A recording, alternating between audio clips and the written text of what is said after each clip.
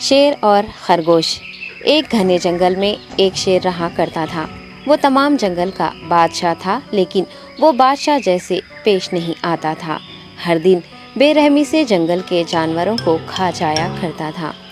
شیر کے خوف سے جنگل کے جانور چھپ جایا کرتے تھے اور خود اپنی بھوک و پیاس کو مار کر سخت مشکلات سے دوچار ہونے لگے تھے۔ اس طرح کچھ دن بعد جنگل کے تمام جانور ایک مقام پر جمع ہوئے اور شیر کے شر سے محفوظ رہنے کے لیے سب مل کر رائے مشورہ کرنے لگے۔ سب نے اپنی اپنی بات رکھی اور آخر میں ایک گیدڑ نے کہا، میرا خیال ہے کہ ہم روز شیر کے ہاتھوں مرنے کے بجائے ہم خود ایک بار شیر کے پاس چلے جائیں۔ اس طرح روزانہ شیر کسی ایک کو کھا لے گا اور ہم سب اپنی اپنی باری سے چلے جائیں گے اور بلا خوف و ڈر سکون سے زندگی گزاریں گے۔ گیدڑ کے مشورے پہ تمام جانور رضامند ہو گئے۔ ایک بندر نے کہا، ٹھیک ہے، تمہاری بات بالکل درست ہے۔ موت کا خوف کرنے کے بجائے اپنی باری آنے تک ہم اطمینان و سکون کی زندگی گزار سکیں گے۔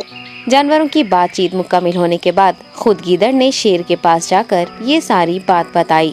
گیدڑ کی باتیں سننے کے بعد شیر نے کہا، میں بادشاہ ہوں، اس لیے تم سب کی بات مان رہا ہوں، لیکن ایک بات غور سے سن لو۔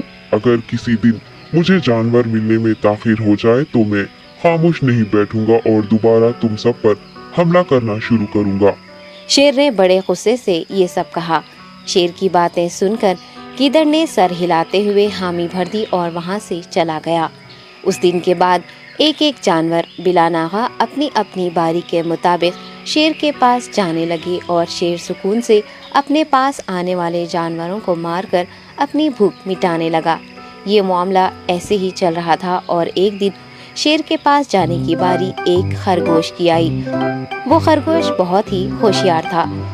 اسے شیر کے پاس جانا منظور نہیں تھا اور اس نے اپنے ساتھی جانوروں کو بے رحمی سے مارنے والے شیر کو سبق سکھانے کی ٹھان لی اور ایک اچھی تدبیر نکال کر آہستہ آہستہ شیر کی گفا کے پاس پہنچ گیا۔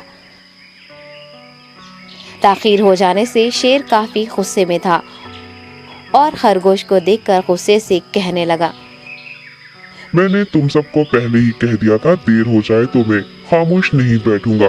تم نے وعدہ خلافی کی ہے، اس لیے میں جنگل جا کر من چاہے جانور کا شکار کر کھا جاؤں گا۔ تب خرگوش نے شیر سے کہا، معاف کر دیجیے بادشاہ سلامت، غلطی ہو گئی اور اس کا ایک واجب سبب ہے۔ اطمینان رکھیے، میں بیان کرتا ہوں، آپ سنیے اور اس کے بعد آپ آرام سے مجھے مار کر کھا لیں۔ شیر نے پھر غصے سے کہا، وہ کیا بات ہے، جلدی بتاؤ۔ خرگوش نے کہا، بادشاہ سلامت، میں آپ کے پاس آ رہا تھا اور راستے میں مجھے ایک شیر مل گیا اور مجھے مارنے کے لیے آگے بڑھنے لگا۔ میں نے آپ کی بہادری کی بات اس شیر کے سامنے رکھی، لیکن وہ شیر آپ کے بارے میں بہت برا بھلا کہنے لگا۔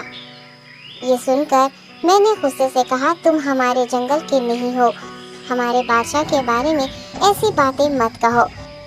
یہ سن کر وہ شیر مجھ پر حملہ کرنے کے لیے تیار ہو گیا۔ یہ دیکھ کر میں نے کہا، تم مجھے مارو گے تو ہمارے بادشاہ تمہیں ہرگز نہیں بخشیں گے۔ تب اس شیر نے کہا، تمہارا بادشاہ میرا کیا کر لے گا؟ میں نے کئی ہاتھیوں کو اپنے پنجے سے مار گرایا ہے۔ تمہارا بادشاہ ہو یا کوئی اور ہو، میرے ہاتھوں بچ نہیں سکتا اور میرے سامنے کوئی ٹک نہیں سکتا۔ میں اسے ختم کروں گا۔ یہ سب بدتمیزی کرنے لگا۔ میں نے اس شیر سے کہا، تم ہمارے بادشاہ سے آ کر بات کرو۔ تب اس نے فخر سے کہا، میں کیوں آؤں؟ تمہارے بادشاہ میں دم ہے تو اسے ہی یہاں لے کر آؤ۔ یہ کہہ کر مجھے دبانے لگا۔ بادشاہ سلامت، اسی لیے آنے میں تاخیر ہو گئی۔ یہ سنتے ہی شیر غصے سے کہنے لگا، چلو ابھی چلتے ہیں، اسے ختم کر دوں گا۔ یہ سننے کے بعد خرگوش نے شیر کو جنگل کے درمیان موجود ایک کنویں کے پاس لے گیا۔ خرگوش نے کہا، بادشاہ، اس کے اندر دیکھیے، وہ وہاں آپ کا بے صبری سے انتظار کر رہا ہے، آپ اسے اچھا سبق سکھائیے۔ شیر غصے سے فوراً کنویں میں جھانکنے لگا اور زور سے دہاڑنے لگا۔ تب دوسری جانب سے بھی دوسرا شیر دہاڑتا ہوا محسوس ہونے